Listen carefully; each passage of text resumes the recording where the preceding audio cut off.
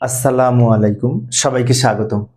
প্রিয় শিক্ষার্থী বন্ধুরা, আজকে আমি যে হিসাব বিজ্ঞান প্রথম পত্রের দশম অধ্যায় সম্পর্কিত একতরফা দাখিলা পদ্ধতিতে মালিকানা সত্ত্বের বিবরণী যদি প্রস্তুত করতে বলে বা মালিকানা সত্ত্বের পরিমাণ যদি প্রস্তুত করতে বলে কিভাবে তৈরি করবো, তাই না? আচ্ছা, এখানে মালিকানা সত্ত্ব নির্ণয় করা অনেক সহজ। তো আলোচনায় আছি আমি মোহাম্মদ সিরাজুল ইসলাম। প্রথমে আমরা কি করব, প্রারম্ভিক মূলধন লিখব। মালিকানা সত্ত্ব নির্ণয় করতে হলে প্রারম্ভিক মূলধন, মনে করি কাল্পনিক আমি একটি প্রারম্ভিক মূলধন লিখি, দেয়া আছে এই ৪৫,০০০ টাকা, কাল্পনিক লিখলাম। এর সাথে অতিরিক্ত মূলধন যোগ করব। মনে করি অতিরিক্ত মূলধন মালিক নিয়ে এসেছে এই ১০,০০০ টাকা। এর সাথে আরো যোগ করব যদি মূলধনের সুদ থাকে।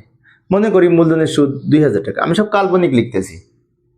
এর সাথে আরো নির্লাভ যোগ করব যদি নির্লাভ থাকে। মনে করি নির্লাভ আছে ৫,০০০ টাকা, মাত্র ৫,০০০ টাকা। এবার এগুলো সব যোগ করে সম্ভবত ৬২,০০০ টাকা হবে। যোগ কি কি করলাম?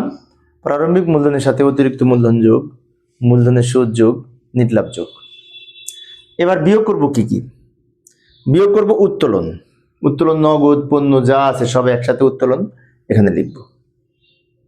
তারপরে উত্তোলনের সুদ, এরপরে নেট ক্ষতি, এরপরে আয়কর, জীবন বীমা, এগুলা অঙ্কের মধ্যে আমাদের এই প্রারম্ভিক মূলধন, অতিরিক্ত মূলধন, মূলধনের সুদ, নেট মুনাফা যোগ করে যা হবে সেখান থেকে এগুলি বিয়োগ করব।